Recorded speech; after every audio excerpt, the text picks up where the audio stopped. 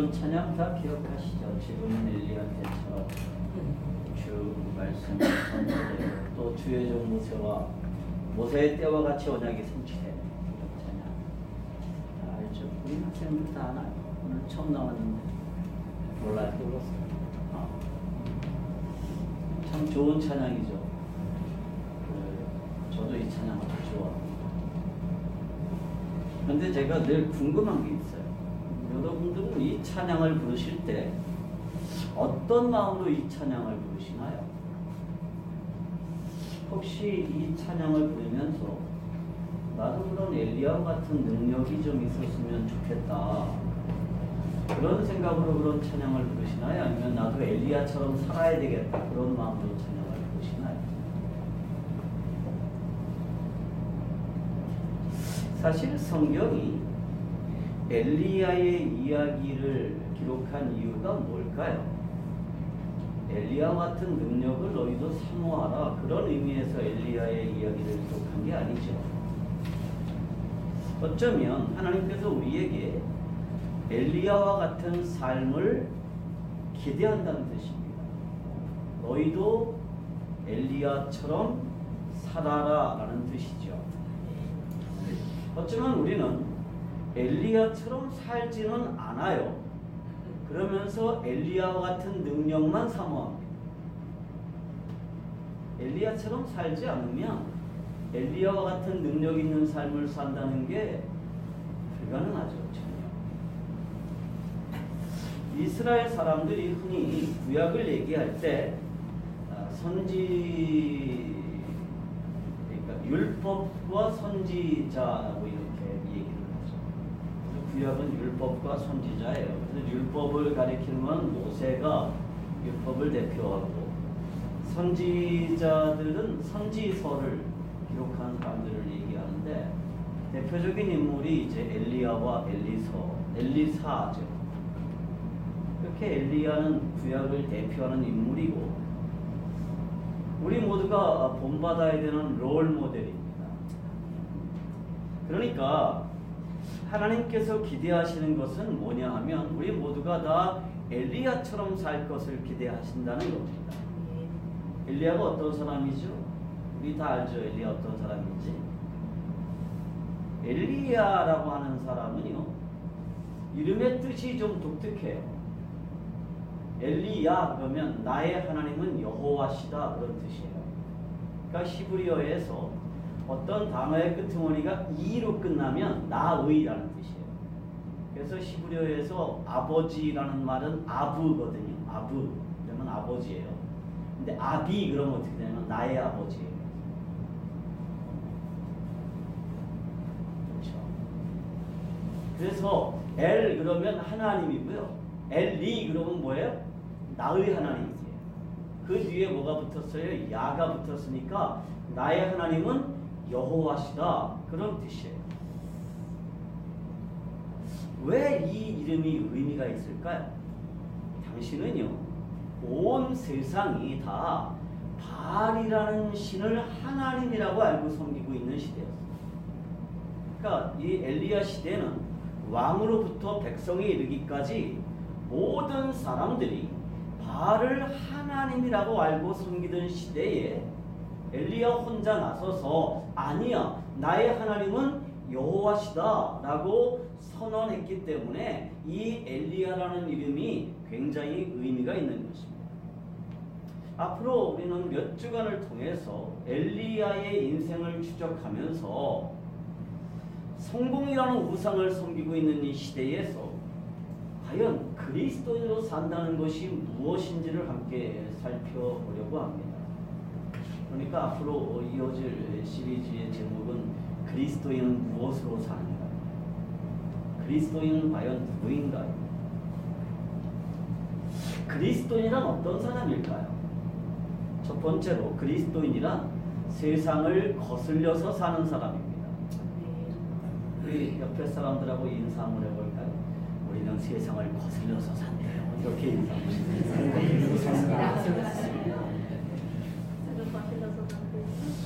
로마서 12장 2절에 따르면 그리스도인으로 산다는 것은 시대의 흐름을 따르는 것이 아니라 시대를 거슬려서 사는 것이다. 이렇게 설명을 하죠.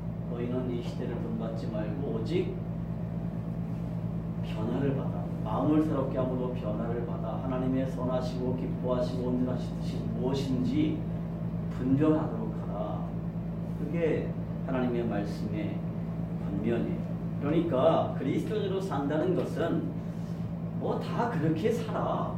누구나 다 그렇게 사니까 나도 당연히 그렇게 살아야 돼. 그렇게 사는 게 아니라 이 시대의 흐름과 상관없이 이 시대의 흐름을 거슬려서 하나님의 말씀을 따라서 사는 사람이 그리스도인의 삶이라는 것입니다. 아멘. 당시는요, 아합 왕이 다스리던 시대였어요. 그 시대에는 바알이 하나님으로 섬겨지던 시대였습니다. 여러분, 우리가 한 가지 분명히 해야 될 게 있어요. 이 바알이라는 말이요, 사실은 아람어에서 주인님이라는 뜻이에요. 주인이라는 뜻이에요, 바알이. 그래서 그 사라가 자기 남편을 주인이라고 불렀잖아요. 그때 뭐라고 불렀을까요? 바알이라고 불렀어요. 그러니까 그 당시 사람들의 머릿속에 이 바알이라는 것은 자신들의 그 하나님의 다른 어떤 신이 아니라 자신들이 알고 있는 하나님의 다른 측면인 거예요. 근데 이 바알은 어떤 신이에요? 풍요의 신이에요. 그래서 바알을 잘 섬기면 뭐를 준다고 생각했어요? 농사를 잘 되게 해준다고 생각했어요. 그래서 바알을 섬겼어요. 열왕기상 16장 31절에 따르면 아합 왕이 통치할 시대는 어떤 시대냐 하면 여로보암의 죄를 따라서 행하는 것을 오히려 가볍게 여기는 시대였습니다. 그러면 이 여로보암의 죄가 어떤 죄예요? 백성들을 막 괴롭히고 독재를 하고 뭐 그러는 죄인가요? 아니에요. 여로보암은요, 자신의 편의를 위해서 종교를 이용하는 왕입니다. 그러니까 자기의 정치적인 이익을 위해서 어떻게 했어요? 백성들이 예루살렘으로 예배하러 가지 못하도록 어디다가 북쪽 이스라엘의 성당들을 세웠어요. 그리고 레위 사람이 아닌 일반인을 제사장으로 세웠어요. 그게 여로보암의 죄입니다. 우리가 보통 생각할 때 그거는 큰 죄가 아니에요. 뭐 그래서 어때? 그러면 좀 어때? 이렇게 생각하죠. 많은 사람들이 예수 안 믿는다고 감옥에 안 가잖아요. 그죠? 그럼 뭐 좀 어때? 예수 안 믿으면 좀 어때? 그죠? 들키지 않게 다른 여자 좀 만나면 안 돼? 뭐 그러잖아요. 들키지 않으면 되는 거예요. 그죠? 근데 그게 그런 시대예요. 그런 시대란 말이에요. 그런데 그게 어때서? 그게 무슨 문제냐? 그런 시대였다는 뜻입니다. 아합은요, 성공이라는 우상을 섬겨서 누구를 아내로 맞이했느냐 하면 엣바알의 딸인 이세벨을 아내로 맞이했습니다. 이 엣바알이라는 이름도 재밌어요. 그러니까 아람어에서 앞에 에트가 붙으면요, 누구누구와 함께라는 뜻이에요.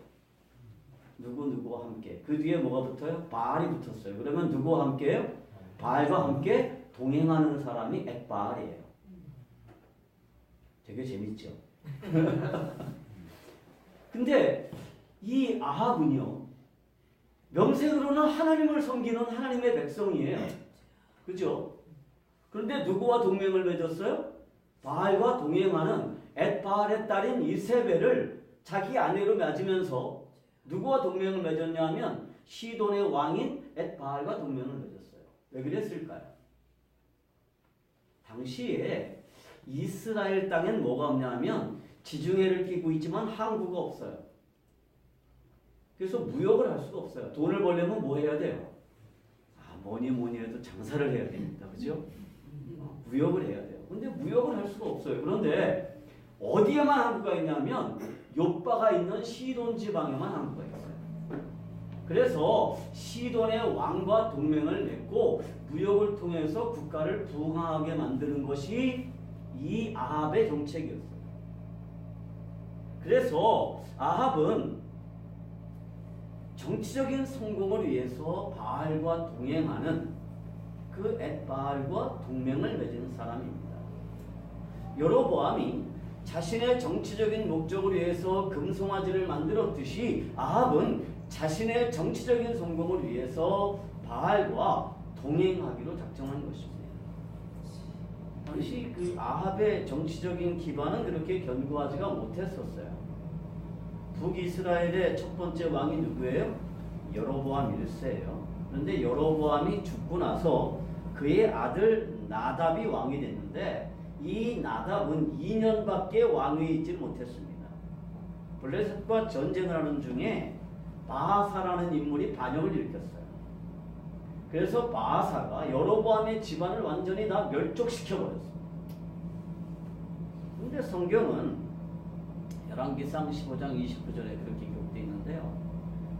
하나님의 말씀대로였다 이렇게 기록되어 있습니다. 그러니까 하나님께서 여로보암의 집안을 너희를 내가 멸족시킬 거야 라는 말씀대로 바하사가 반역을 일으켜서 여로보암을 멸족시켰어요.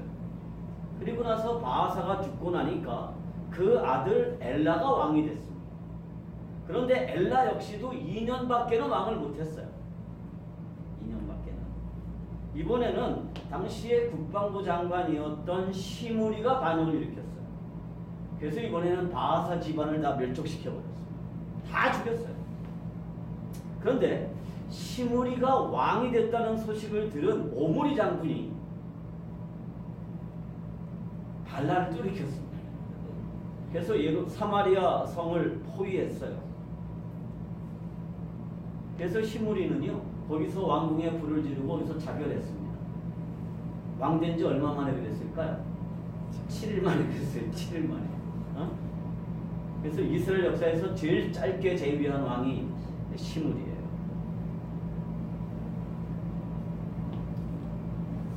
성경은 시므리 역시도 여로보암의 길을 따르며 여호와 보시기에 악을 행했다 이렇게 기록하고 있습니다. 이번엔 오므리가 왕이 됐어요. 시므리를 죽이고. 그런데 오므리가 왕이 돼서 12년을 통치하는 동안에 뭐라고 기록을 하냐면 이전에 어떤 사람보다 더욱 악하게 행했다 이렇게 기록하고 있습니다. 오므리는 그런 왕이에요. 그런데 오므리가 누구냐 하면 아합의 아버지예요. 그런데 아합의 통치에 대한 하나님의 평가는 뭐냐 하면 그가 이전에 모든 사람보다 더 악을 행했다는 거예요. 여러분 아합 왕의 통치는 어떤 거예요? 백성들을 막 괴롭히고 독재를 하는 건가요? 김정은이처럼 마식령의 스키장 만드나요? 그런 거 안 했어요. 성경은 왕들이 계속 바뀌면서 세상이 점점 더 악해졌다라고 기록하고 있는데 그 악이라는 게 뭐냐? 성경은 이렇게 설명합니다. 그 악을 열왕기상 16장 31절에 따르면 그가 이세벨을 아내로 삼고 가서 바알을 예배했다. 그러니까 하나님 보실 때 악은 뭐냐 하면 하나님이 아닌 다른 신을 섬기는 것입니다. 하나님이 아닌 다른 것들을 예배하는 것입니다. 그런데 여러분 우상이라는 게 뭔지 아세요? 우상은 솔직하게 말하면 자신의 욕심이에요. 그래서 사람들이 왜 우상을 섬겨요? 왜 불교 신자들이 우상을 섬기나요? 왜 신두교 신자들이 우상을 섬기나요? 그 신이라는 것들이 사실은 뭐의 변형이냐 하면 내 욕심의 표현이에요. 불교 신자들이 이웃집 사람을 위해서 절에 가서 불경 드리나요? 저희 어머님이요 저 낳으려고 석 달간 절에 가서 불경 드리고 아들 낳거든요. 딱딱한 아들 낳게 해달라고.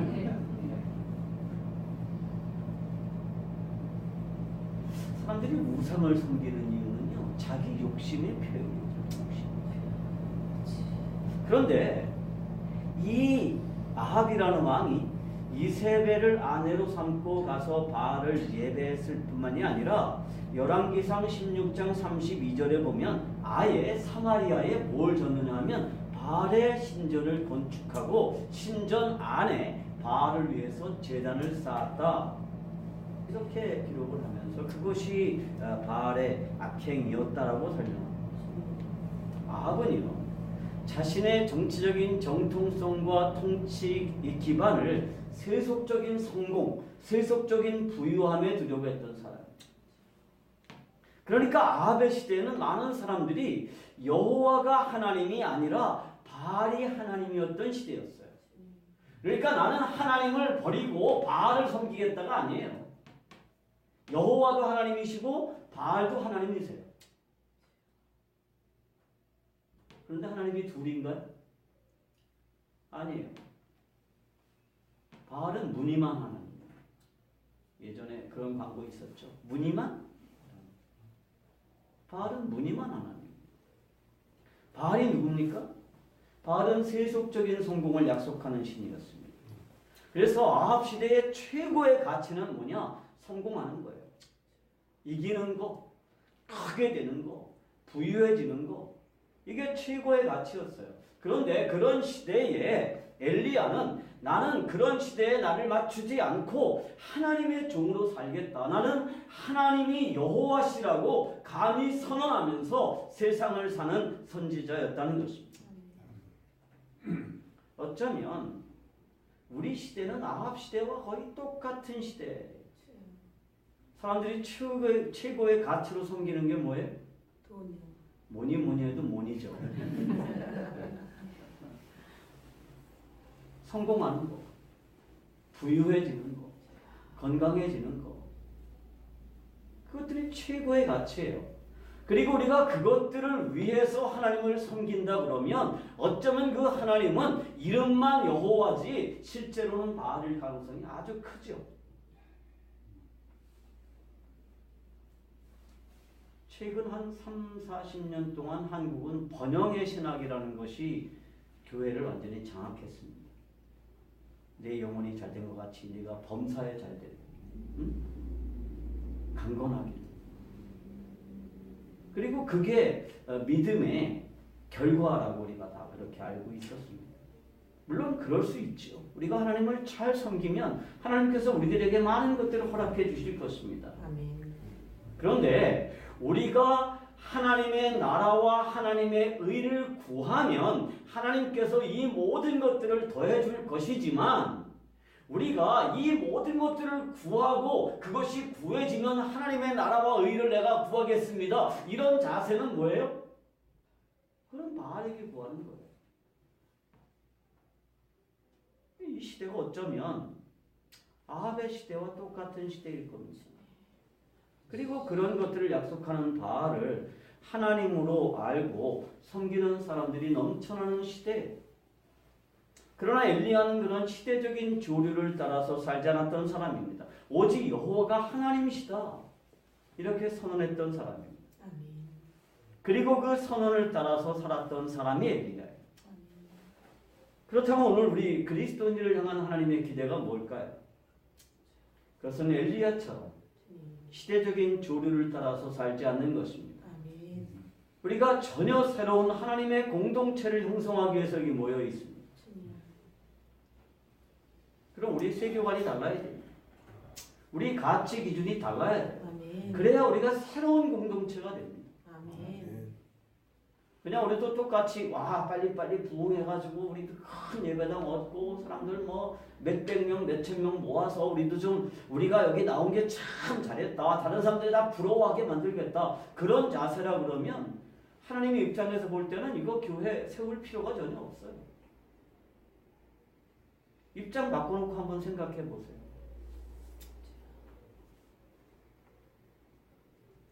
그리스도는 어떻게 사는 사람이냐? 이 시대의 조류를 따라서 살지 않고 오직 여호와가 나의 하나님이시고 나의 주인이시다 이렇게 고백하고 사는 사람입니다. 아멘. 그리스도인은 어떻게 사는 사람일까요? 두 번째로 그리스도인은 다른 세계관을 가지고 사는 사람입니다. 아멘. 따라합시다. 그리스도인은 그리스도인은 다른 세계관을 가지고 산다. 다른 세계관을 가지고 산다. 성경은요, 이 엘리야를 소개할 때 길르앗에 우거하는 사람이었다라고 소개하죠. 좀 독특하죠? 길르앗에 우거하는 사람. 우거하다라는 게 무슨 뜻일까요? 이 우거라는 말은요, 히브리어에서 토사부라는 말을 번역한 건데요. 이 토사부는 토지를 소유하지 않은 임시 거주자라는 뜻입니다. 이 단어는 창세기 23장 4절에도 등장하는데, 사라가 죽었을 때 아브라함이 가나안 사람들에게 이렇게 자신을 소개해요. 나는 당신들 중에 나그네요 거류하는 자다라고 소개할 때 그때 여기 토사부라는 말을 써요. 나그네처럼 여기 사는 사람이라는 뜻입니다. 땅이 없어요. 다시 말하면 엘리야는 이 세상에 살지만 이 세상에 속하지 않은 사람이라고 자신의 정체성을 인식한 사람이라는 뜻입니다. 엘리야는요, 이 세상의 것들을 최고의 가치로 여기지 않는 사람이었습니다.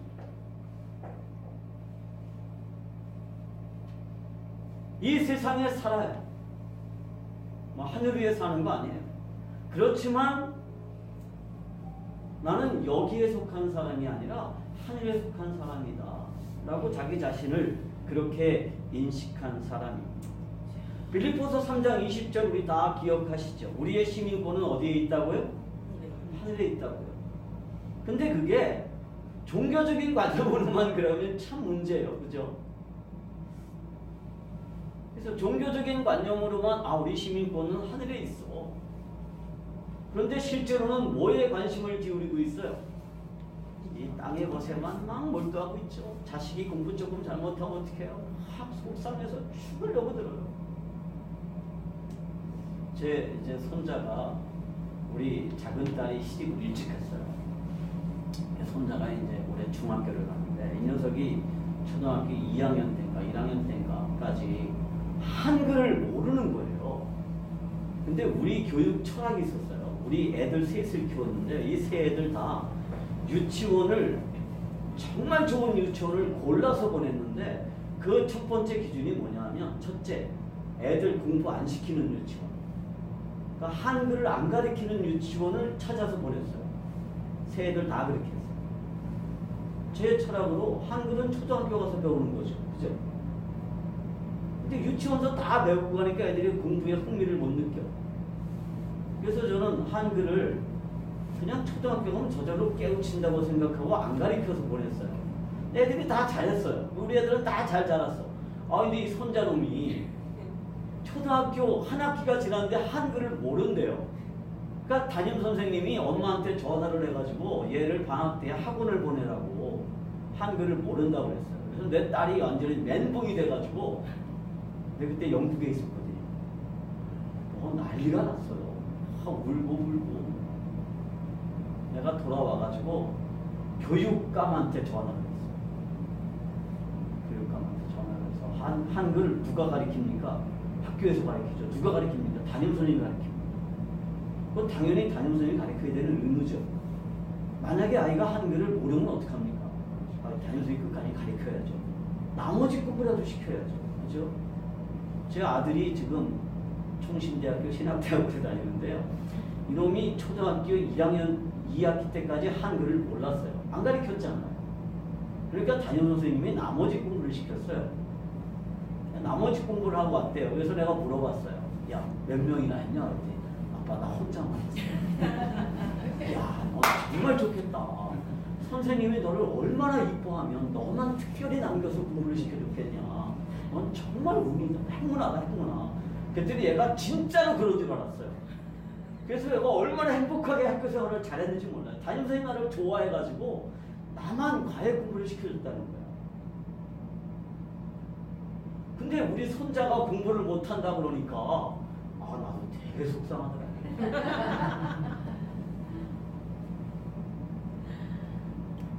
근데 얘가 다른 거 다 좋아요. 성격도 좋고.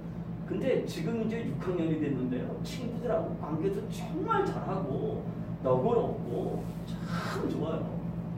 공부는 아직도 잘 못해. 영어를 못 읽어. 파닉스가 안 돼요, 애가. 근데 우리가 그러면 되게 속상하잖아. 왜 그러죠? 그게 성공이라는 우상을 섬기기 때문에 우리 아이들 다 성공시키고 싶잖아요. 그리고 나도 성공하고 싶잖아요. 저도 엄청 성공하고 싶었던 사람이에요. 엘리야는요, 모두가 성공이라는 우상, 규모라는 우상을 섬기는 시대에 하나님을 섬기겠다고 선언하고 하나님의 종으로서의 자기 정체성을 분명히 인식한 사람이에요. 성공이라는 우상을 섬기지 않고 하나님을 주인으로 섬기는 사람은요, 세속적인 세계관으로 세상을 보지 않아요. 아멘. 세속적인 가치관을 따라서 살지 않습니다. 아멘. 당신은요, 모든 사람들이 바알이 비를 내려주고 풍요를 내려준다고 믿고 있었습니다. 그러니까 하나님의 여러 가지 측면이 있죠. 그런데 여호와 하나님은 어떤 하나님이냐면 여호와 제오바트예요. 그래서 전쟁의 신이에요. 응? 그래서 자기 조상들이 애굽에서 가나안을 여행할 때, 그 광야를 여행할 때 보호해주고 싸워서 땅 뺏고 그러는 신이에요. 여호와는. 바알은 누구냐면 그 땅에 정착해서 이제 부유하게 사는데 도움을 주는 신이라고 믿고 있었어요. 그래서 바알을 잘 섬기면 바알이 비를 내려주고 풍요를 내려준다고 믿고 있던 시대예요. 성공이라는 우상을 섬기는 시대였습니다. 그런 시대에 내 말이 없으면 이 땅에 비도 이슬도 내리지 않는다라고 말할 그 힘은 어디서 나왔을까요? 그 용기가 어디서 나왔을까요? 그것은 여호와가 진정한 하나님이시고 이 땅을 다스리는 분이 하나님이라는 확신에서 나오는 거예요. 그런 확신이 없으면 그런 용기 있는 말이 나올 수가 없는 거예요. 응? 우리 아이들이 학교 다닐 때 학교에서 수요일 날 예배 시간에 아예 안 보내죠. 그죠? 수요일 됐는데 나 교회 가야 돼서 오늘은 야자 못합니다. 그리고 가면 선생님이 두드려 패죠. 근데 우리 아이들은 다 수요일 날 왔어요. 하도 그러니까 선생님들이 아예 인정을 해. 쟤는 그냥 수요일이면 가는 거야. 그리고 쟤네 아빠는 타협이 없어. 만약에 그럼 내 학교 쫓아가거든요. 교육을 당신들이 무슨 권위로 당신들이 독점하냐고. 나도 교육한다.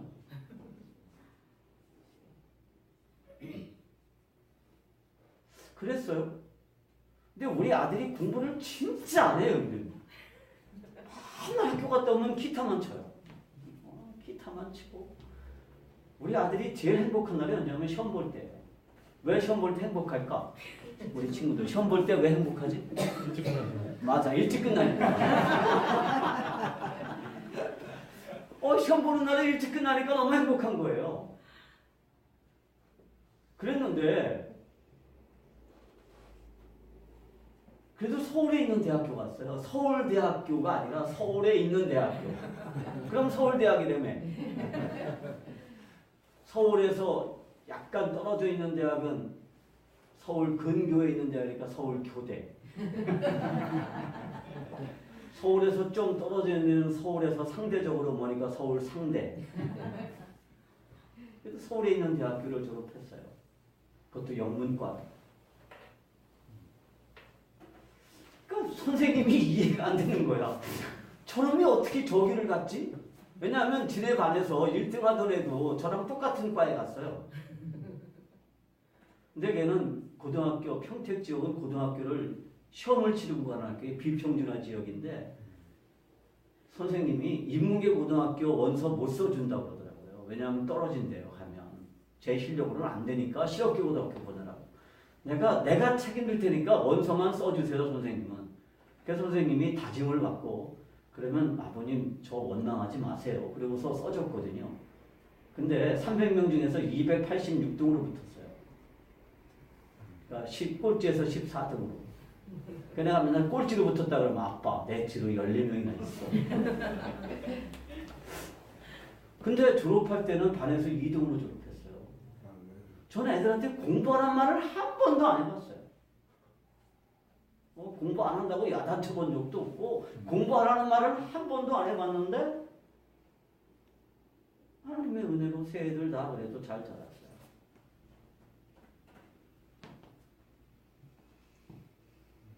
열왕기상 18장 21절에 보면 엘리야가 바알의 선지자들하고 대결할 때 이렇게 백성들에게 촉구해요.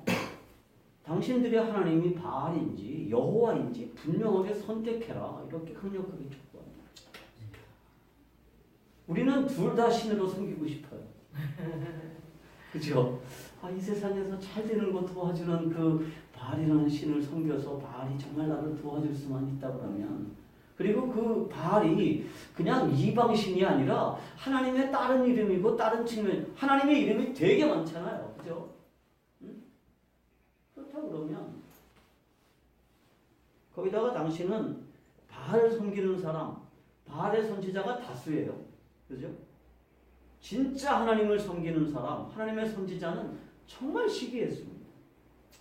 그런데 여러분 분명히 기억해야 될 게 있어요. 이것은 다수가 항상 진리는 아니라는 거예요. 많은 사람이 따른다고 해서 그게 옳은 것은 아닐 수 있어요. 오히려 많은 사람이 따르는 그 길이 여로보암의 길이고 아합의 길일 수 있습니다. 우리 주님께서도 이렇게 말씀하시죠. 마태복음 7장 13절부터 15절까지 이렇게 말씀하세요. 좁은 문으로 들어가라. 멸망으로 인도하는 그 문은 크고 그 길이 넓어 그리로 들어가는 자가 많고 생명으로 인도하는 문은 좁고 길이 협착하여 찾는 자가 적음이라. 거짓 선지자들을 삼가하라. 양의 옷을 입고 너희에게 나오나 그 속에는 누락질하는 일이라.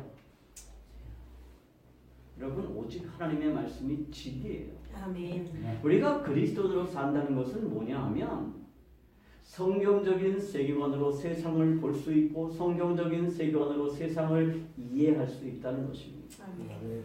사실은 제 전문 분야가 성경적인 세계관 강사예요.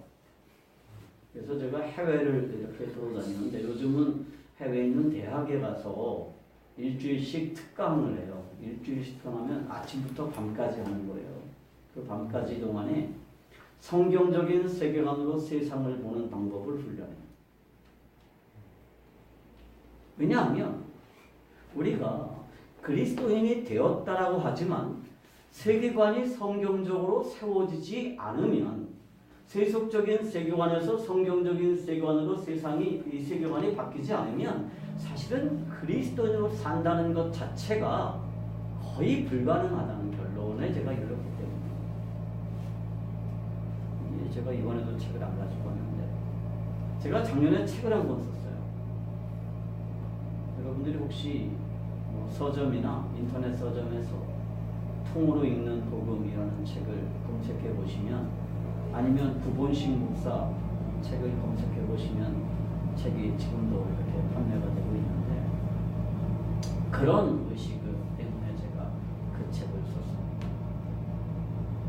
여러분 진정한 그리스도인은, 진정한 예수님의 제자는, 진정한 하나님의 백성은 모든 사람이 다 그렇게 한다고 그래서 그게 힘이 있어 보인다고 그래서 그대로 따르는 게 아니에요. 철저하게 하나님의 말씀을 듣고 그 말씀에 비추어서 그 말씀대로 따르는 사람이 누구냐? 그게 그리스도인이고 그렇게 사는 게 그리스도인으로 사는 것입니다. 아멘. 그리스도인이란 어떻게 사는 사람입니까? 세 번째로 말씀을 따라 사는 사람입니다. 아멘. 따라합시다. 말씀을 따라서. 말씀을 따라서 삽시다. 옆에 사람들하고 인사 한번 할까요? 네, 말씀 따라서 삽시다. 말씀 따라서. 말씀 따라 살자. 엘리야가 담대하게 하나님의 말씀을 선포했어요. 내 말이 없으면 이 땅에 비는 물론이고 이슬도 내리지 않을 거다라고 담대하게 선포하고 나니까 하나님의 말씀이 곧바로 엘리야에게 얘기했어요. 이제 큰일 났다. 빨리 도망가.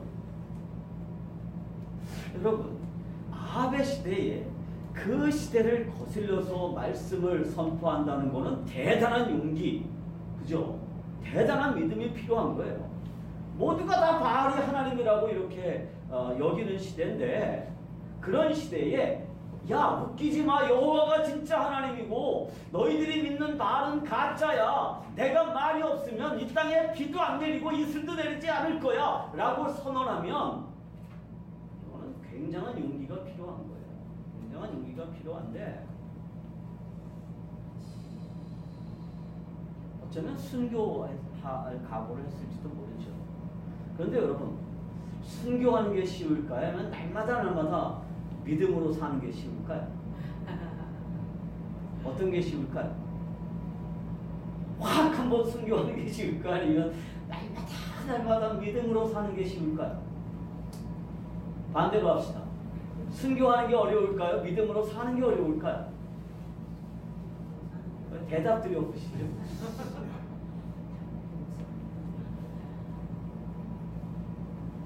여러분, 믿음을 지키기 위해서 하루하루 구차하게 사는 것보다 믿음을 지키기 위해서 멋지게 순교하는 게 쉬울지도 몰라요.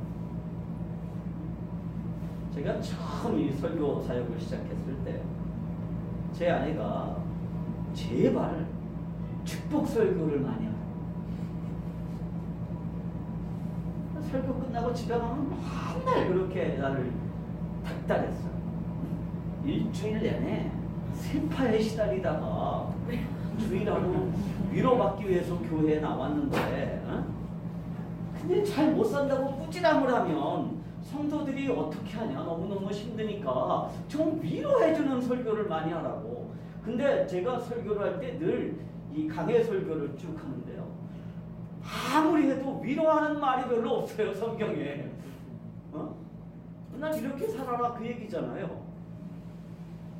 여러분 어때요? 하나님께서 여러분들에게 복을 내려주시고, 나가도 복을 받고, 들어가도 복을 받고, 집안에서도 복을 받고, 들에서도 복을 받고, 떡강준이가 복을 받고, 자식들이 복을 받고, 여러분의 자녀들은 다 잘 되고 하버드에 갈 거고 돈도 많이 벌고 뭐 국제 변호사가 될 거고, 그렇게 축복해주면 좋죠. 제가 제가 청소년 사역을 한 25년 했어요. 그래서 이제 제자아이들이 아이를 이렇게 안고 오면 제가 그 아이를 이렇게 안고 축복 기도를 해줘요. 그렇게 애들이 그렇게 좋아해요. 목사님이 우리 아이를 축복해 준다는 거죠.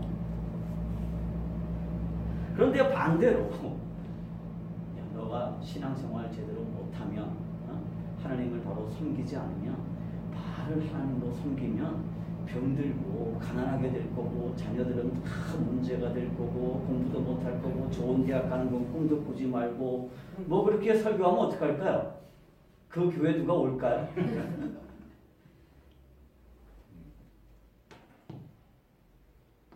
엘리야라는 선지자가 어느 날 불쑥 나타나서 가뭄이 들 거다 이렇게 선포했다고 여러분 생각하지 마세요. 엘리야라는 이름의 뜻이 뭐라고 그랬어요? 나의 하나님은 여호와시다. 그러니까 이게 엘리야의 진짜 이름이 아니라 별명이었을지도 몰라요. 아마도 엘리야는 아주 오랫동안 여호와 하나님에 대해서 설교했을 겁니다. 지금 당신들이 섬기는 그 바알은 하나님이 아니고 우상에 불과하고, 그 신은 가짜다. 이렇게 오랜 시간 동안 분명하게 선포했을 겁니다. 그런데 아합 왕과 백성들이 엘리야의 말에 어떻게 했어요? 전혀 귀를 기울이지 않았습니다. 그들은 여전히 성공이라는 우상을 섬기면서 그것을 약속하는 바알이 하나님이다라고 생각했을 거예요. 당시 사람들에게 있어서 가뭄이 든다는 것은 생각할 수도 없는 일입니다. 제때에 뭐 이른 비가 내려주고 늦은 비가 내려주는 이 풍요로운 시절에 기근을 예언하는 저 엘리야라는 선지자는 정말 재수없는 선지자, 능력 없는 선지자, 이렇게 생각했을 거예요. 마치 오늘날 많은 사람들을 모은 목회자들이 능력의 종으로 불리고 존경을 받는 것처럼 왕실의 보호를 받으면서 백성들을 축복하는 그 선지자들이 참 선지자이고 능력의 선지자라고 여겨졌을 겁니다. 그런 시대에 엘리야가 분연이 일어나서 정말 재수없는 설교를 했어요. 응? 정말 재수없는 설교를 했죠. 그런데 그것은 순교를 각오하는 일이었습니다. 그런데 그렇게 재수없는 설교를 하고 나니까 하나님이 뭐라 그랬어요? 야, 잘했다, 내 종. 내가 너를 도와줄게. 막 그런 게 한 게 아니라 큰일 났다, 빨리 숨어. 그랬어요. 도망가서 숨으라고. 어디 가서 숨으라 그래요? 그릿이라는 시냇가에 가서 숨으라 그래요. 그런데 이 그릿이라는 곳이 어떤 곳이냐 하면요, 시냇물이 막 흐르고 나무가 우거지고 그런 곳일까요? 아니에요. 이 시내라는 말이 히브리어에서 나할이라는 곳인데요. 여기는 우기에 비가 쏟아지면 몇 시간 동안 물이 쫙 흘러가요. 비가 딱 그치면 물이 안 흘러요. 거기 나무 있을까요? 없는 곳이에요. 바위투성이 곳이에요. 하나님이 엘리야가 순교를 각오하고 설교했는데 순교를 허락하지 않으시고 그리 시대로 숨으라고 그래요. 그리고 그곳에서 하루하루 구차한 목숨을 이어가라고 하십니다. 엘리야로서는 정말 이해할 수 없는 말씀이었을 거예요. 차라리 그냥 순교하게 하실 일이지 까마귀가 물어다주는 최소한의 양식을 먹으면서 구차하게 연명하라. 이 말씀이 이해가 되세요, 여러분? 까마귀가 얼만큼 물어다 줄까요? 빵 한 덩어리? 고기 한 근? 아니에요. 까마귀가 물어다 줄 수 있는 양은요, 요만큼이에요. 거기다가 설교의 주제가 뭐예요? 앞으로 극심한 가뭄이 이 땅을 삼킨다는 것이었습니다. 그런데 가뭄이 온다는 설교를 한 설교자가 하필 숨는 곳이 어디예요? 그릿이라는 나할이에요. 항상 물이 흐르는 곳이 아닙니다. 응? 건기가 되면 물이 마르는 곳이에요. 하나님의 편에서 순교를 각오하고 말씀을 선포한 정의의 사도에게 하나님께서 숨으라고 하셨으면 최소한 그런 데는 아니어야 되지 않아요? 그죠? 곧 가뭄이 온다고 설교한 설교자가 기껏 숨은 데가 어디냐? 곧 물이 말라버리는 곳이에요. 다 좋아요. 다 좋은데 만약에 하나님의 말씀이라면 이렇게 돼야 되죠. 나할은 원래 물이 마르는 곳이었지만 하나님의 은혜로 물이 마르지 않았다. 뭐 그래야 되는 거 아니에요? 그죠? 우리가 믿음으로 살기 위해서 정말 모든 것들을 다 포기했어요. 그랬더니 하나님께서 어떤 경우에라도 늘 내 삶의 풍요를 끊이지 않게 보호해 주셨더라고. 그래야 우리가 믿는 뭐 좀 그 있는 거 아니에요? 그죠?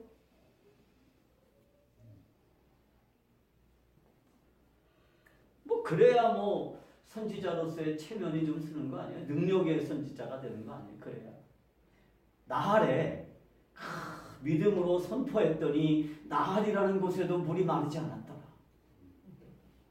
갑자기 거기서 나무가 자라서 그늘이 생겼더라. 그래야 되는 거 아니에요? 뭐 그래야 우리가 좀 재밌잖아요. 엘리야는 이 바보라서 나할이 물이 마르는 곳이라는 사실도 몰랐을까요? 아니에요. 응? 그러니까 엘리야도요, 이 그릿이라는 곳이 비가 그치면 물이 마르는 곳이라는 사실은 분명히 알았을 거예요. 그런데 말씀을 선포하고 난 후에 하나님께서 그릿에 가서 숨으라고 그러니까 그 말씀에 그냥 순종했어요. 이성적으로는, 상식으로는 도저히 납득이 되지를 않아요. 하나님의 말씀이 그렇게 하라고 그러니까 어떻게 해요? 납득이 되진 않지만 그래도 어떻게 하느냐? 그대로 순종합니다. 우리는 엘리야의 위대성을 어디서 찾느냐 하면 실망하지 않고 끝까지 기도하다가 바다에서 요만한 구름이 하나 일어나는 걸 보고 큰 일을 예언했다든지, 응? 하늘에서 불을 내렸다든지 뭐 그런 게 엘리야의 위대성이라고 생각을 하죠. 그런데 사실 엘리야의 위대함은 어디 있느냐 하면 하나님의 말씀에 대한 철저한 신뢰와 순종에 있었다. 아멘. 일반적인 상식이나 합리적인 이성을 뛰어넘는 하나님의 말씀에 대한 순종이 엘리야를 엘리야답게 만든 거예요. 아멘. 엘리야는요,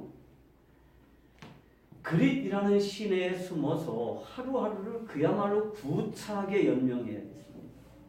이것이 엘리야가 하나님의 말씀에 철저하게 순종한 결과예요. 엘리야가 맑은 물이 흐르고 나무가 우거진 그 계곡에서 캠핑하면서 살았던 거 아니에요. 하루에 2개씩 까마귀가 물어다주는 것으로 연명하면서 정말 겨우겨우 살았어요. 까마귀가 뭐 음식을 많이 물어다줘가지고 아이스박스에다가 탁 쟁여놓고 그러고 살았던 거 전혀 아니에요. 겨우겨우 끼니를 연명하면서 때마다 까마귀가 물어다주는. 그러니까 엘리야가 했던 게 뭘까요? 하루 종일 엘리야가 뭐 했을까요? 하늘만 바라봤을 거예요. 까마귀가 오나? 그죠? 제가 재작년인가 알래스카 앵커리지에 집회를 나갔었어요. 이제 거기서 아침하고 저녁에만 집회하고 낮에는 거기 담임 목사님하고 놀러 다녔어요. 앵커리지에서 제일 먼 수워드라는 항해를 갔는데 거기 진짜 까마귀가 요만한 빵을 물고 왔어요. 내 발에다가 떨어뜨려 놓고 날아갔어요. 근데 그날 아침에 내가 그 교회에서 이 설교했거든. 그 담임 목사님이 저 까마귀가 빵 물어온 거 보세요. 요만큼 물어왔더라고. 야, 저거 2개 먹고 어떻게 살았지?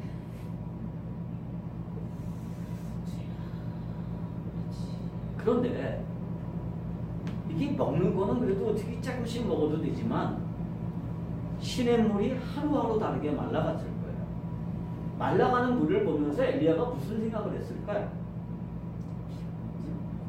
야, 이거 내가 완전히 낚인 거 아니야? 응? 말씀에 낚인 거 아닌가? 야, 나도 살 분리를 좀 해야 되는 거 아니야? 하나님께서 순교하는 걸 허락하지 않았으니까 어떻게든지 살아야 되는데 이제 더 이상 여기는 사람이 살 때가 못 돼. 응? 그렇게 생각 안 했을까요? 생활 형편이 조금씩 좀 좋아지는 거를 봐야 되는데 점점 더 나빠져요. 응? 그걸 보면서 엘리야는 무슨 생각을 했을까요? 여러분 같으면 그때 어떤 생각을 할까요? 내가 분명히 믿음으로 살았어요.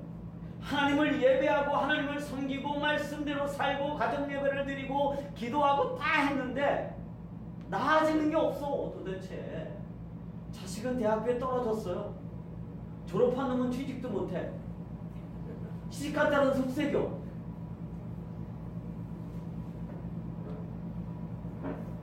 그럴 때 우리 같으면 어떤 생각을 할까요? 하나님의 말씀에 나름대로 해석을 시도하지 않겠어요? 응? 나름대로 살 길을 찾아보지 않겠습니까? 그런데 엘리야는 어떻게 했어요? 사르밧으로 가라고 하는 하나님의 지시가 있을 때까지 그곳에 머물렀습니다. 하나님의 말씀에 철저하게 순종한 거죠. 하나님의 말씀이 내 유일한 내 삶의 근거가 되는 것입니다. 하나님의 말씀에 따르다가는 인생이 망할 것 같아요. 우리 여기 학생들이 있는데 지금 우리 친구들은 공부하고 있을 거예요.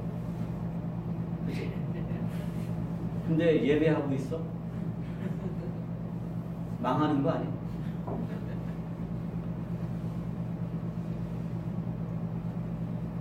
여러분, 동료들은 지금도 열심히 일하는 사람들이 있을지 몰라요. 여러분, 하나님이 왜 우리들에게 안식일을 제정하셨을까요? 원래 안식일은 토요일이죠. 왜 쉬라고 그랬죠? 야, 일주일 동안 수고했으니까 하루는 쉬어. 그러는 건가요? 야, 나도 좀 쉬자. 그러는 건가요? 내가 쉴 테니까 너희들도 쉬어. 그래서요? 아니에요. 내가 내 삶의 주인이고 내 삶의 공급자라는 사실을 내가 참으로 믿는다면 그러면 나를 참으로 믿는다면 시간의 주인이신 나에게, 시간의 주인 나에게 내 시간을 달라는 거예요. 사실은 세상에서 성공하려면 어떻게 해야 돼요? 쉬지 말고 일해야죠. 응? 주께서 쉬지 말고 일하라. 항상 일하라. 그렇게 하시지 않았어요. 우리가 얼핏 생각하면요, 기독교인들처럼 살면 망할 것 같아요. 뭐 웬만하면 다 양보하라 그러잖아요. 그리고 열심히 쉬지 말고 일하라 그러지 않고 뭐라 그래요? 쉬지 말고 기도하라. 그리고 오기를 좀 가져라 그런 게 아니라 뭐예요? 봉사에 감사하라. 망할 것 같잖아요. 그런데 하나님의 말씀대로 사는 게 뭐냐? 하나님을 주인으로 모시고 사는 삶입니다. 하나님은 우리가 시험 당함을 허락지 아니하시고 시험 당할 즈음에 뭐예요? 또한 피할 길을 내사 우리가 능히 이기게 하신다는 말씀을 믿고 그 말씀을 기대하는 사람입니다. 그리스도인으로 사는 거예요.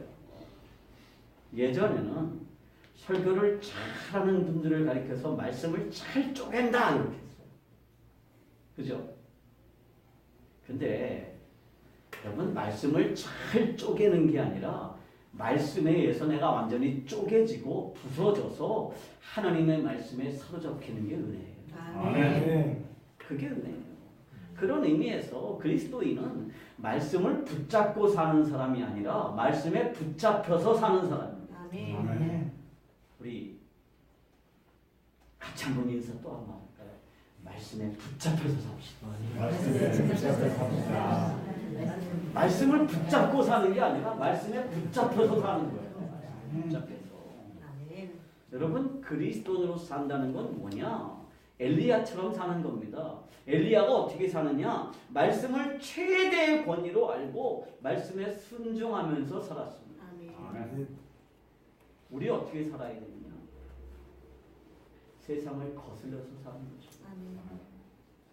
세상과는 다른 세계관을 가지고 사는 것입니다.